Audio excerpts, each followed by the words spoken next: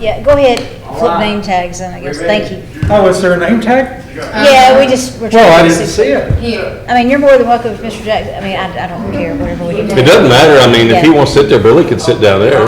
I don't care. Okay, thank you, we're waiting, for just a moment to see if any council members are on the phone. FYI, I have somebody manning the phone. Okay. And children. Okay, wonderful. Are there any council members on the line? Okay, we do have a quorum. My quote for this evening, reaction is ego, so try not to do it. Responding mindfully is the only way to communicate. All right, so tonight we have call meeting to order, invocation pledge, the approval of minutes for Decatur City Council regular meeting, May 4th, 2020 at 6 p.m. Questions? Okay. Approve monthly bills, approve April 2020 monthly bills. Questions? Resolution 2011-111, approve special use permit request for AT&T to modify existing equipment on water tower located at 703A 5th Avenue Southwest. Do we have a representative on the phone for that? Yes, Council President. David Andrews with CMS, the city's consultant for wireless telecommunications. Yes, sir, David, go ahead. The resolution is an application made by AT&T to modify their equipment on the existing water tower there at 5th Avenue. That's behind Station 1.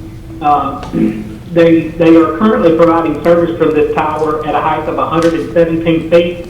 They have 9 antennas mounted on the catwalk. They're not proposing any change to the antennas or feed lines. They are wanting to add a filter for those antennas, which will be mounted on one of the sectors. There should be no aesthetic change of the site, and CMS has reviewed the application and recommends approval. Any questions? Thank you, David. Yes, ma'am. Resolution 2112, Athens Utility Proposal Engineering for relocation of utilities, Bibb Garrett Road. Carl? Yes, ma'am. This is part of our bridge project out there at Highway 20, dealing with the electric relocations with Athens Utilities. And this is an agreement we need, I guess, passed to the city council. And I'm also, I guess, going ahead and asking for the money to start their engineering of those utilities, given we get moved far along in the right-of-way acquisition. Questions? I don't have my packet opened yet. Carl, what's the amount of money we're looking at? For the engineering fees, it was rounding up $47,000. Thank you, sir. Any other questions? Thank you, Carl. Thank you. Resolution 2113, approve work squad agreement with Department of Corrections. Herman? Chip? I saw him up there. Okay. That is several departments in the city use Department of Corrections inmates, and this just updates the agreement with them. There's several different departments. Rodney and Wanda have both had input into it. It lists on the agreement the various departments that are getting approved. We're still doing about 4 or 5 different agreements. We just put them all in one, but it's the same entity that we're contracting with. So that's what this does. It just continues the contract we had with Department of Corrections prior to now. Any questions? Herman, this just puts the paperwork in place. It does not affect how this is affected by COVID-19, right? That's right. It's just in place once they felt comfortable with letting the inmates come back and assist us. But no, it just puts it in place. It sure does. That's all it does. Thank you. Any other questions? Thank you. Thank you, Herman. Resolution 2114, approve 2020 audit plan for internal auditor. John? Hello, Deacon, I'm here. Oh, sorry. There you go, Makisha. Go ahead. Yes. This resolution is in accordance with the audit charter and the detailed audit plan in which it's set up just to put more structure and it allows everyone else to get to look into the audit department, so to speak, so that we can have a structured plan and we can know what we're auditing, know what's been audited, and move forward with it. But it's in accordance with the audit charter that we already had a resolution on before. Thank you. Any questions? Makisha, this still falls within the ordinary guidelines of the state of Alabama, doesn't it? Yes. Thank you. Any other questions? Uh-huh. Thank you, Makisha. Resolution 2115, budget amendment for animal services in an amount not to exceed $4,532 to be paid from the animal services donations. President Bibby, Council, this is Captain Morgan. This is just to repair some damaged fencing on the kennels and the doors, try to prevent the animals from being able to damage the fences with some heavy grade material, and add tops to some of them so the dogs can't try to climb out and injure themselves. Any questions? Captain Morgan, is this donations already been received through the shelter or the board? Yes, this is existing fund. And is this damage from weather and age?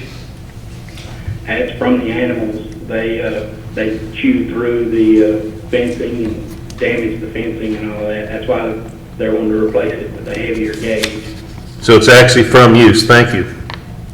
Yes. Thank you, Captain. Ordinance number 204410, annexation request 359-20, Morris Properties, first reading to be held on 5/4/20.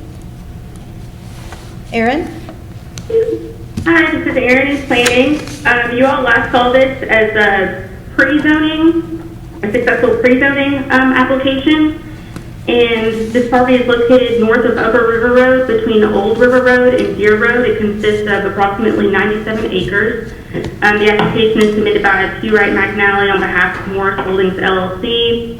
And the proposed usage is consistent with the future land use map, comprehensive plan, and the corridors are appropriate for this type of development. Any questions? Thank you, Erin. Ordinance number 204408, establishing the use of electronic vote counting devices for municipal elections. First reading was 5/4/20. Stacy? Yes, this is to record what's required in the state code for the type of machines that we are intending to use in our municipal election August 25th. Questions? All right, that is our agenda. Anything from council? Yes, we probably need to state what our intention is based on the governor's order Friday. I'm assuming that our remote meetings are done at this point. Actually, I asked Stacy to call the governor's office today, and that is not correct. She has not rescinded that order yet. Well, we got people who are working, the businesses are capable of opening. I don't understand why we're not capable of being here to do our business. That'd be a question for the governor's office.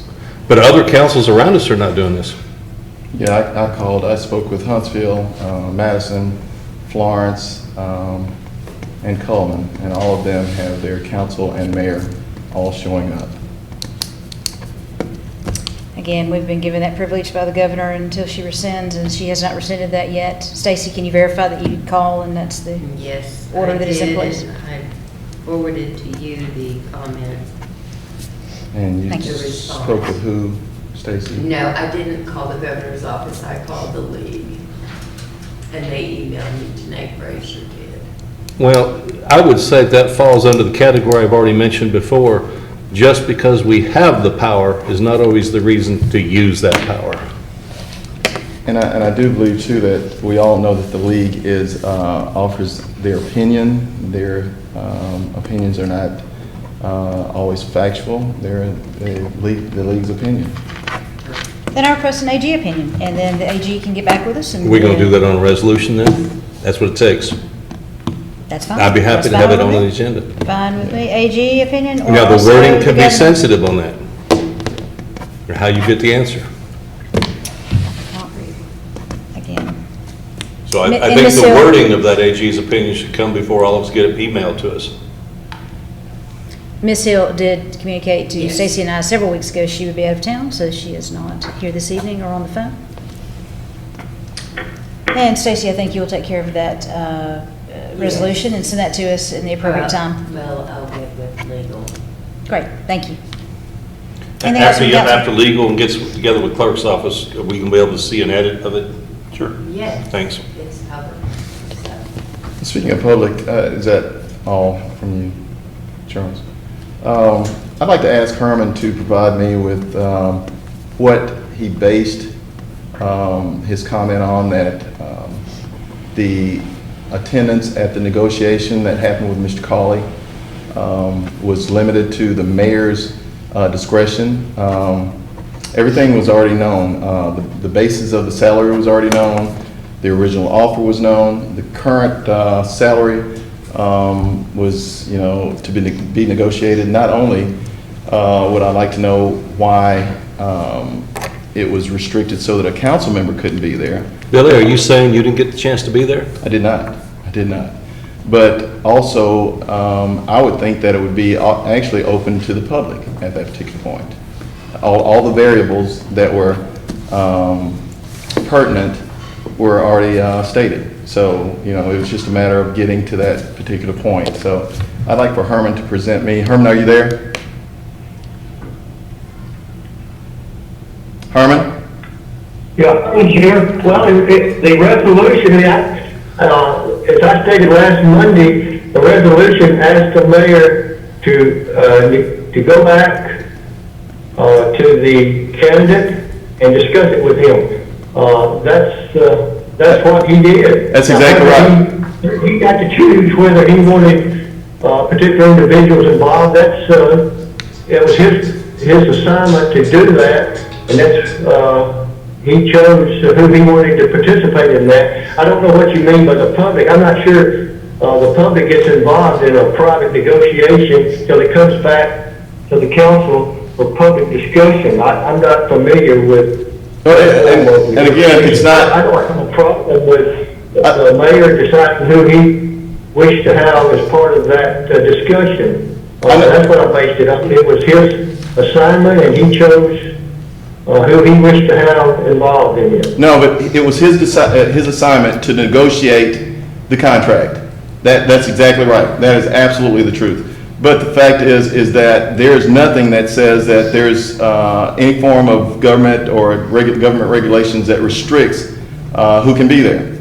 Now, he was assigned to go in to negotiate, but that does not give him the right him or anyone else the right to keep one or any council members, if all the council members wanted to be in attendance and sit, because we are the ones who have to vote on what that salary is going to be. So that's not up to the mayor when it's something that the council has to vote on. And any information that we can. That was his assignment, to bring it back. No, I'm not disagreeing that you wanted to be a part. His assignment was to get a negotiation, and you're most correct. It comes back to the city council at a public meeting, and that's.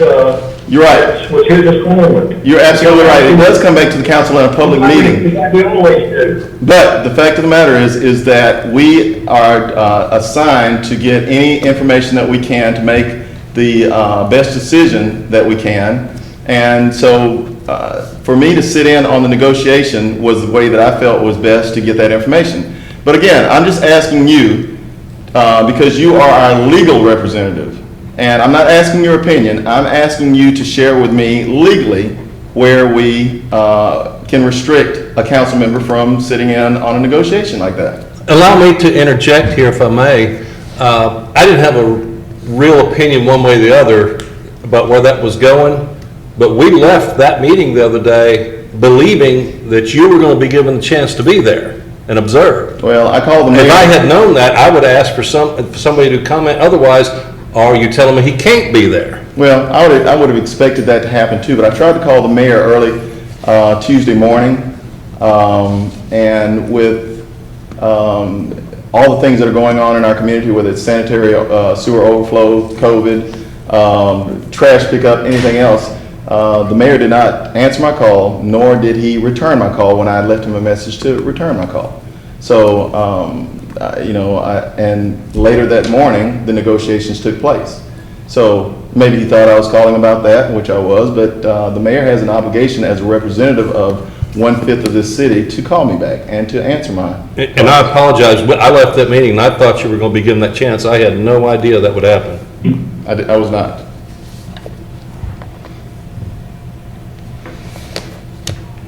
Any other comments? So that's my request from you, Herman, is to show me. I've done the very, I based it on, y'all gave the mayor. The authority to negotiate. To negotiate it, he decided that he negotiated in one fashion. I don't know if he could have decided to include, but if you bring the whole council, and it's fine if that's what the council wanted to do, is publicly negotiate it. But the mayor chose not to involve you or any other council member, apparently, based on the information I have. But my answer last Monday night was the same. It is that he was giving the assignment. He can choose who he wants to participate and give him input back. So you're basically giving an opinion not based on any law. I don't know of any law that requires the mayor to negotiate with a council member present. Well, that was not what I said. I didn't say a law that requires the council, him to negotiate with a council member present. I'm asking for a law that allows him to restrict a council member from not negotiating, but being in attendance when the negotiations are going on. Well, the negotiations are normally begin out private in nature, and that's the way negotiations. I understand your request, but the information I am basing this on is that was his decision and his discretion to make. And you're basing that, I guess. That was what y'all authorized him to do. You authorized him to negotiate it and to bring back a report to the council. I think we're playing with. I think we're playing with semantics, because you're right. We did authorize him to negotiate it, but you said that it's his call as to who's there. I'm just simply wanting to, I'm just simply wanting to know what we're basing that on. That it's his call and that no one else can be there. Only his. The other thought is the council meets as a group. That's how y'all meet. You don't meet individually, and so. We have a council, Herman, we have a council member that sits on the planning board and does not vote on the planning board. Does not give an opinion on the planning board and sits there, and that's always been the case. No, that's not true. You vote on the planning board, you just don't vote. You can't vote on things that are going to come back to the agenda. That's my point. But wait a minute. Hang on, Herman. He does not vote on things that come back to the agenda, or he's going to have to relinquish his vote at that time. Discretion. What? He said. That's his discretion, but he can't vote if it comes back here. He votes. I fully understand that. But my point is, when you say that council members don't meet as one, that's an example of where one council member sits with a board or sits in and knows what's going on. So realistically, my intent was simply to sit, to listen. It was clarified that I had no intent of being a part of the negotiation. I simply wanted to hear what was going on. And I don't think that there's any provision in our law that restricts that from happening. Now, for you to give your opinion, that's one thing. But for you to say that this can't happen is something totally different. Now you're playing with my words. I said last Monday, and I said last Monday night, the mayor had the discretion to involve whoever he wished to within negotiations. He chose not to use a council member's input. That was his assignment. I don't know of any authority that requires him to use input from anyone other than the ones he chooses to, because it's not a final decision. The decision comes back to the city council for y'all to review and make a decision on. And you're exactly right. Excuse me 1 second though. But you're exactly right. For clarity's sake, no one asked for input. No one asked for input. Simply wanted to sit there and listen to the negotiations. So there was no intent to give input. There was no request to give input. I simply asked to be in attendance so that I could hear the discussion.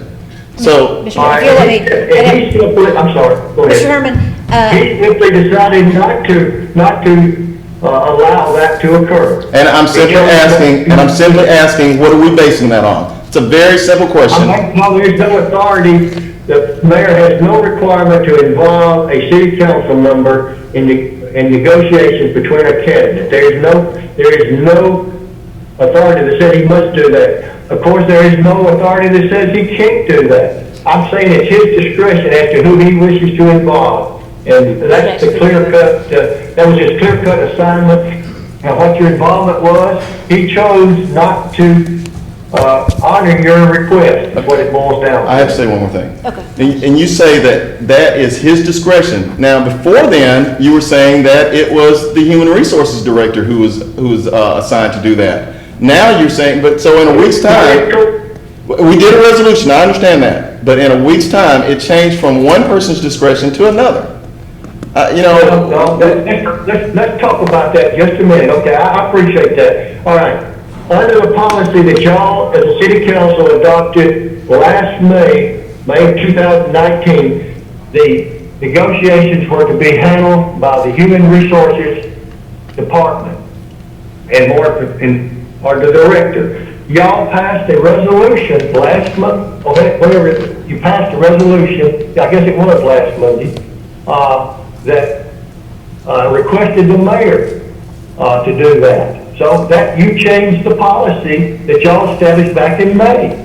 I've not changed it. Y'all changed, and that's fine, because you and I talked about it, and That's that's exactly the way right. you wanted it to be worded. That was fine with me, and That's I exactly worded right. it that way. And The mayor. let's be clear, Herman, I have no problem with the mayor negotiating, because I firmly believe that that's his responsibility to negotiate it. But everything, all the variables were there.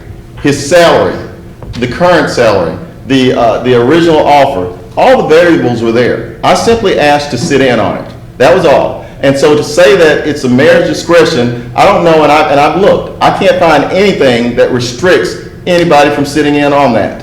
And for a council to have to come back, and as liaison to that department too, for a council to have to come back and make that informed decision, I simply wanted to know what was going on. Very simply. Mr. Jackson, if Go you ahead. don't mind. Okay. Herman, I just want, for the record, I called you the next day. And my issue was the liaison position, that Mr. Jackson is the liaison to HR, not HR, I'm sorry, to Community- DYS. DYS. And at that time, I asked you, is there any law, I was just confused. I thought if we were the liaisons, we were that kind of glue between the department and whatever department needed to talk to them. I asked for direction on, what's the purpose of a liaison if we can't be that middleman, if you will? I think each of us have 9 departments that we are liaison to. I know I appreciate at times to sit in on those departments that I represent, and that was the basis of my support of Mr. Jackson going, is he is the liaison to that department. And I do see where it does say it's the mayor's discretion. Well, it is the mayor's negotiation, and I guess it is his prerogative on whom he invites to that, and that's fine. But I do think that should be called into place at times. If our liaison positions have no merit or no weight for us to actually be there for things like that, then I don't know why we have them assigned to us. So that's all I have to say. And Herman, let me add on to what Paige was saying, please. That conversation here was clear to me. And remember that these meetings are streamed. The public is capable of watching those meetings. And I will guarantee you, the public thought Mr. Jackson was going to be there. So if somebody is deciding that he cannot be there, then this body and the public needs to be told that.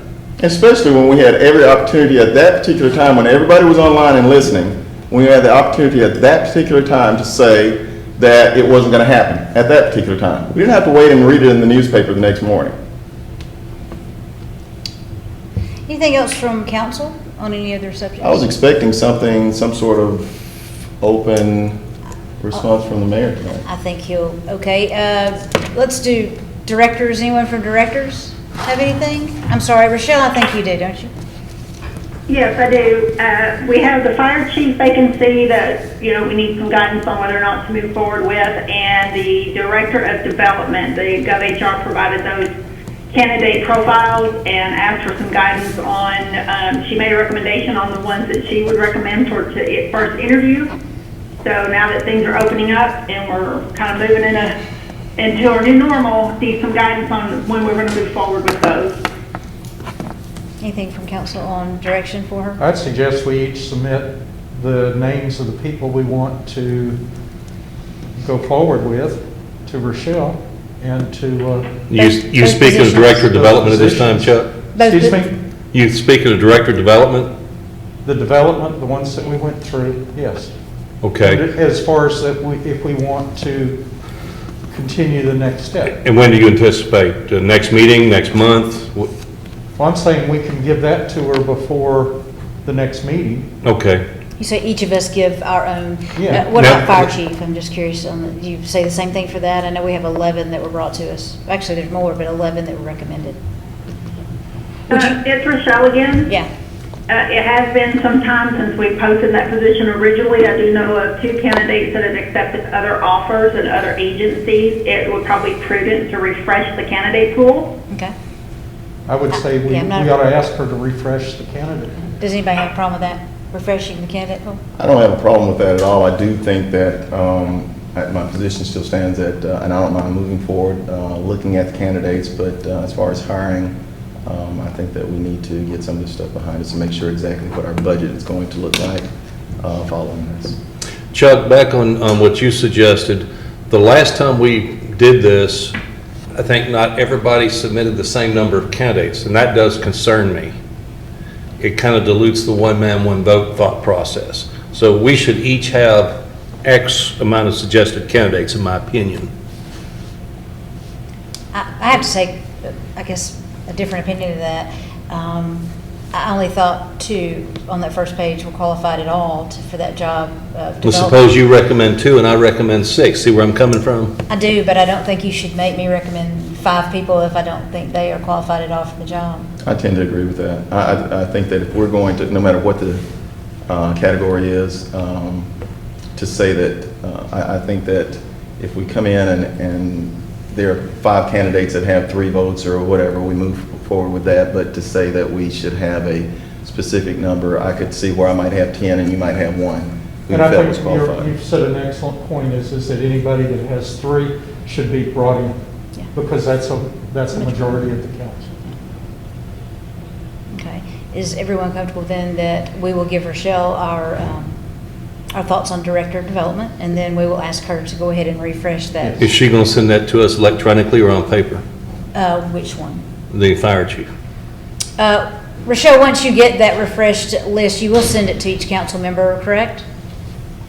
Yes, as I did the original list, Yes, I think when I say refresh, I'm recommending that we repost the position to Okay. make sure that we don't have new candidates. Okay.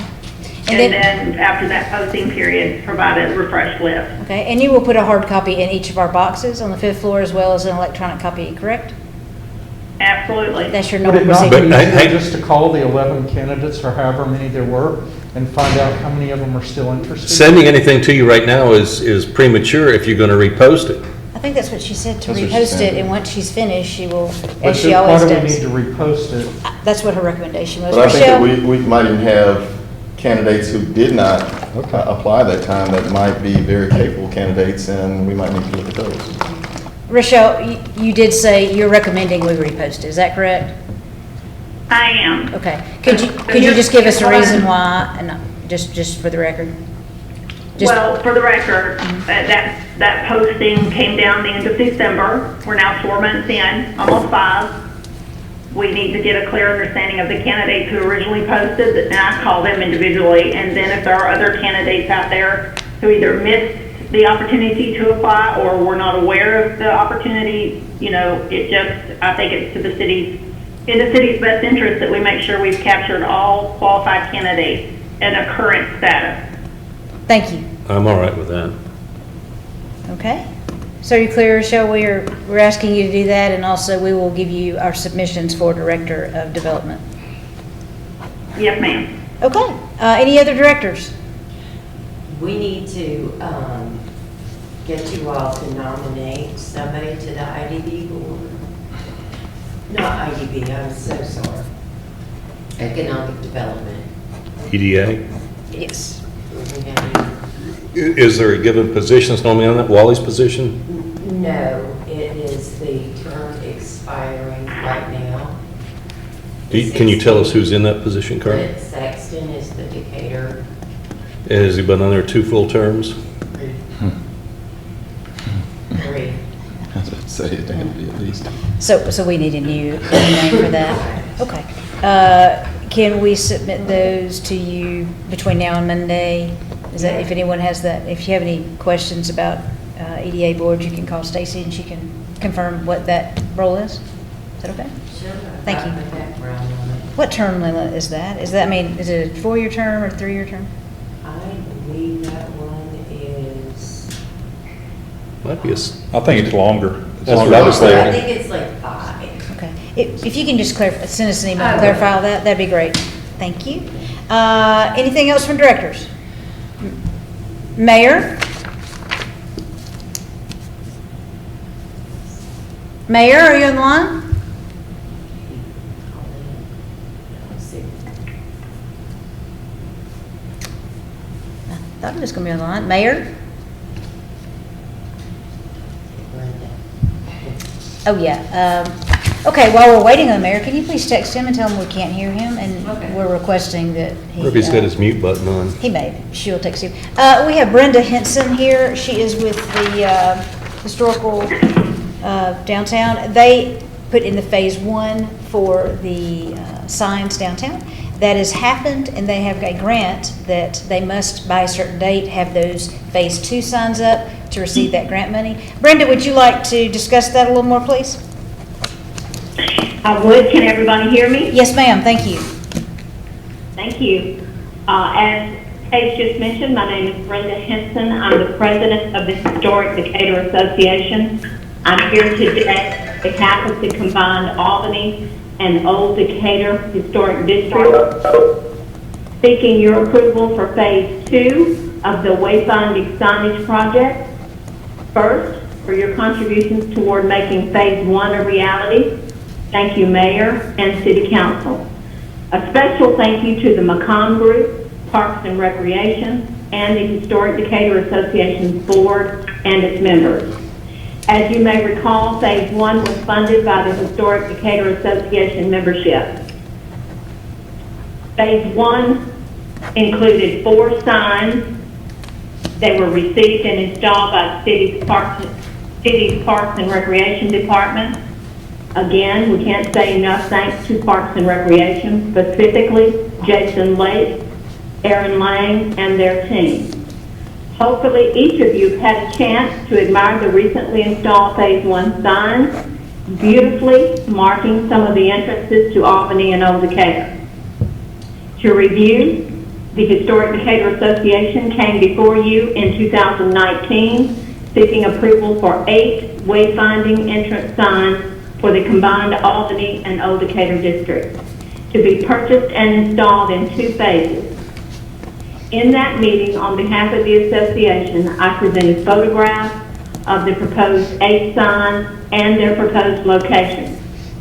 Although at the time we were installing only 4 signs in phase 1, all 8 entrance signs, their locations, and a request for sign installation by city designee were presented.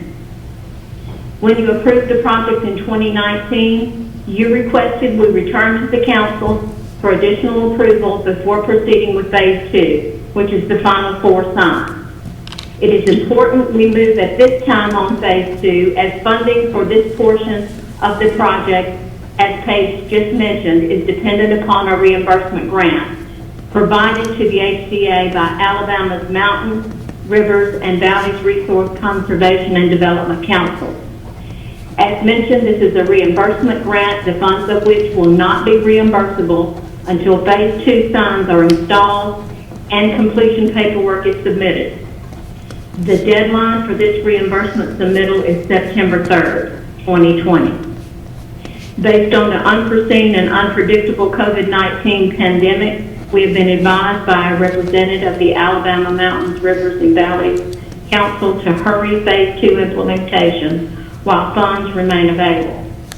And it is important to note that without this reimbursement grant, phase 2 signage will not be funded.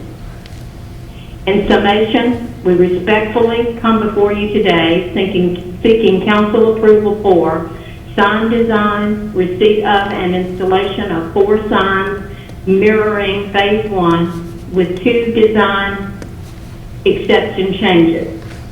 These exceptions are necessary based on land layout at 2 of the locations.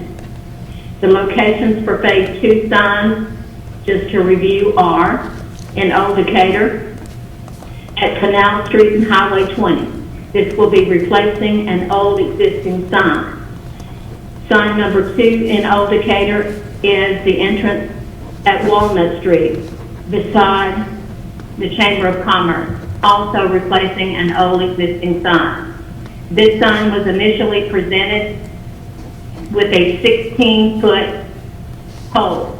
However, based upon the land design with a big oak tree there, the 14-foot version will be necessary based on the oak tree's proximity.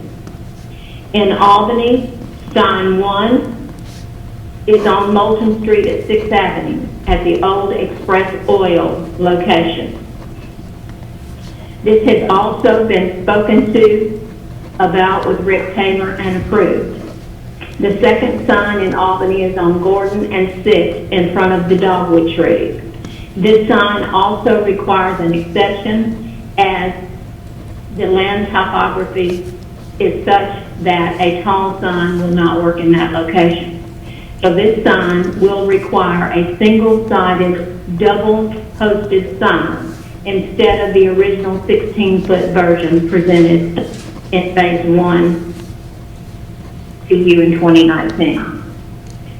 Please approve this project as presented and let us help increase the visibility of our wonderful city through visitation of our historic district. Brenda, let me clarify. Okay. They must be ordered, the signs, they must be received, Yeah. and then they must be installed before the September date, so you can get your reimbursement. So we're Yeah. really on a time crunch anyway, so this is time related. Any other questions? I have a question. You said that we only get reimbursement after all of these things have happened, but that That's correct. the project can't move forward without the reimbursement. So I'm kind of confused with that. How do we move forward? We don't get the reimbursement until afterwards, but then how do we move forward if the money's not there? That's what I'm kind of fuzzy on. Well, we have made an agreement with Macomb Group that we will be fronting 1/2 of the 30, it's a little bit over $31,000. So we do have enough funds in our account to fund 1/2 of the cost up front. We will not, however, have the availability for the rest, but Macomb Group has agreed to allow us to wait